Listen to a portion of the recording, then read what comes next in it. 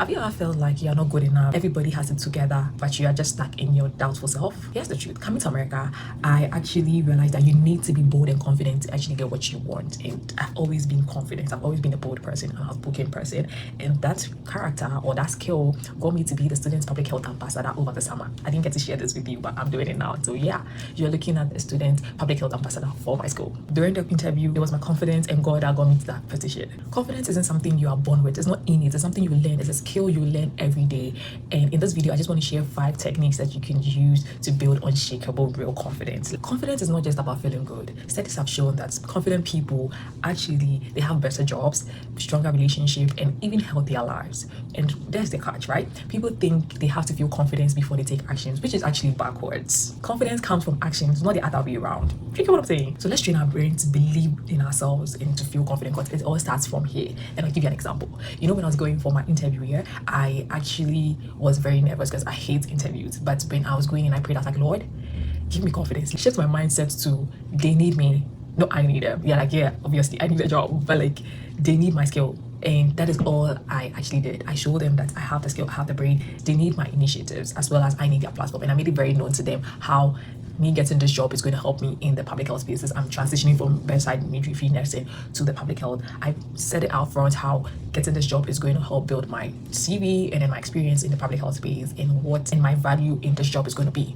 Your body language actually changes your brain. Pretend you're Wonder Woman or Superman for 2 minutes and see how you feel about that. When I was going to my interview, I'm going to use my interview as an example throughout this video. When I was going into that interview, I was sitting there for 2 hours because I got there 2 hours earlier. The person who was supposed to drop me was going to work that early, and when my interview was for 9, she dropped me at 7. So you can imagine 2 hours sitting down. But when the time came, I took in deep breath. I stood up with my chest back, and then I said that I'm good at my job. I'm good at this. So, you know, you need your body language actually turns your mind into believing that you're confident. Whenever you're going into a room, whatever you're going to do, your posture matters. The outward parts of tricking your brain to think they are confident or you are confident. Confidence is built on proof. I call this the small win strategy. Start tiny, like complimenting a stranger outside. I do that a lot. When I see a stranger and I like their clothes or I like their makeup or I like anything about them, I like the way they smell, I get in an Uber and I like the music, I just compliment them right there and there because that's actually helped me build confidence. Also trying to learn a new skill, because every time you learn a new skill, it boosts your confidence up. It makes you feel like, oh, I'm so good. Like I'm an extraordinary person. I always say I'm exceptional. I've always said this every time. I am exceptional. Just try learning new skills, try complimenting somebody, tiny things, making your bed, just tiny things to boost your confidence. It can be anything for you. It doesn't necessarily mean doing what I say, but what you think would help you boost confidence. Kill negative self-talk. I said it. Yes, your brain actually believes whatever you say. So instead of saying that I am bad at this or I can't do this, rewind your brain and say I'm improving, I'm learning. Everybody has a negative thought. Nobody on this earth will tell me that you do not have a negative thought. There are times where me having built my confidence to this level and I'm still learning to build my confidence, I get anxious, I get negative thoughts. So what I do is I could probably say I'm so anxious, yet I add yet to the statement every time. I'm so anxious about this, yet I am here and I can do it because I'm best at this. That is what I say. Whatever negative thought that you have, put a yet there. The devil tells you that you are going to be sick forever. Just say, I am sick, yet the Lord has healed me. I am very bad at this, yet I have the skills to improve. Like just keep putting yet at the end of every negative sentence and you notice how confident you slowly become after that yet. Because the yet gives you an opportunity, or your brain opportunity, to rewind and make you feel like you're good enough. You are best. Anyone that interacts with you gets value. I'm a visual learner and a visual person. Get visual with everything you do. Every time I'm going to do something, if I'm going to give a presentation, I visualize myself giving that presentation. Even before I went for my interview, I visualized myself at the interview, doing my interview. I visualized myself on the plane coming to America. I visualized myself in the interview room when I was applying for my student health, public health ambassador role. I visualized myself in the interview room and what I was saying. Your brain can't actually tell the difference between real and vivid practice, right? So why don't you just keep visualizing? People say it's daydreaming and daydreaming is bad. Yeah, on some levels, but if you visualize yourself like, yeah, you see yourself in the role you actually want to be in or the position you want to be in, you're just checking your brain to think that is actually your role life. Let's talk about the 3-second rule. Your brain hesitates when you overthink. In social setting, act on the 3-second rule. You're in a meeting or in a social gathering, right? And you see someone you want to talk to. Approach them before you start overthinking it. Before doubt kicks in, just approach them. It puts you on that wavelength you got, because it puts you on the wavelength you go within that 3 seconds before it drops. I would say I'm a very impulsive person. My very close friends know that I am a very impulsive person. That doesn't mean I do not overthink it. I'm also an overthinker. Even though I'm impulsive, I'm an overthinker. And not all circumstances allow you to use that 3-second rule, especially like impulsive buying. You see the thing within that thing, you want to act, no.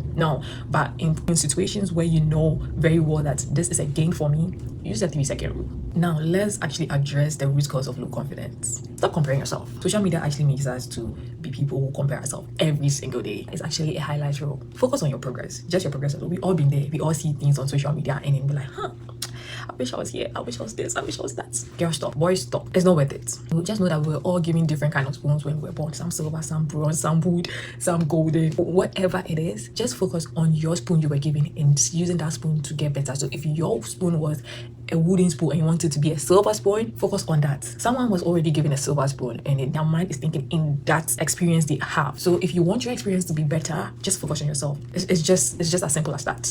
And stop comparing yourself to others, even not social media, people around us. I always tell my colleagues here in America that we all come from the same place. We all come from Ghana, we all come from Africa, but our paths are different. Someone will come and then right there and there, before they even graduate, they have jobs. Others would complete and not have jobs and have to move back home or move to another country. Everybody's journey is different. So stop comparing yourself. Just know that yeah, you have people around you, but your journey is just to yourself only. Embrace failure. Every no you get is a closer yes. A no just means nothing. The worst thing anybody can tell me is a no. I don't know if this is delusional, but I just say that you saying a no to me, that's your loss because I'm very valuable and I guess your investment is not going to be worth it anymore. Every time I have this mindset of I'm a big shot, I'm a valuable person, and anybody who says yes to me, be it friendship, career, anything, is an investment they are doing that would yield results. So the worst I could get is a no, and I'm like, oh shoot, you just didn't see the market value and you said a no. And I just want to say this: confidence is not equal to arrogance. There is a difference. True confidence is actually very quiet, it's not loud. Jesus being the very first example I'm going to use before any other person. He said that he had all the powers, but he said, but he came to serve and not to be served. That is real confidence. It's knowing your value, but actually serving people because you know that this person can be better than you. That is real confidence. Real confidence is very quiet. It's not loud. It's not thinking you're better than any other person. No, you are not. You being confident is to use your confidence to serve others, not for others to serve you or to think you're better than people. All right, your turn. Pick one exercise today. Power pose, 3-second rule, or the small wins, and practice this for 7 days. Come back to this video, write in the comments what you think, or after that 7 days, how you feel. Now, I want to hear from you. What is your number one struggle when it comes to confidence? Drop it in the comment section. Everybody has a struggle. People just forget that when they're doing something, it's a one-time. It's not a one-time thing. It's a continuous thing. It's just the same way the Lord said, deny yourself, take up your cross daily. It didn't say just take up your cross daily. So every day when you wake up, see that day as the last day on earth and do whatever it takes to build your confidence that day or whatever it takes to reach your goals that day. And believe me, I told you, you will get to your goal quicker when you think that way than when you think far apart. Like when you think so far that, oh yeah, I want to achieve my goal in the next 5 days. No, just take one day at a time and seeing that day as the last day on earth. But your last day on earth, what do you want to do? How do you see yourself in that day? And live like that. And remember, confidence is not just about being perfect. It's about trusting yourself every time, no matter what. All right, see you in my next video. Bye.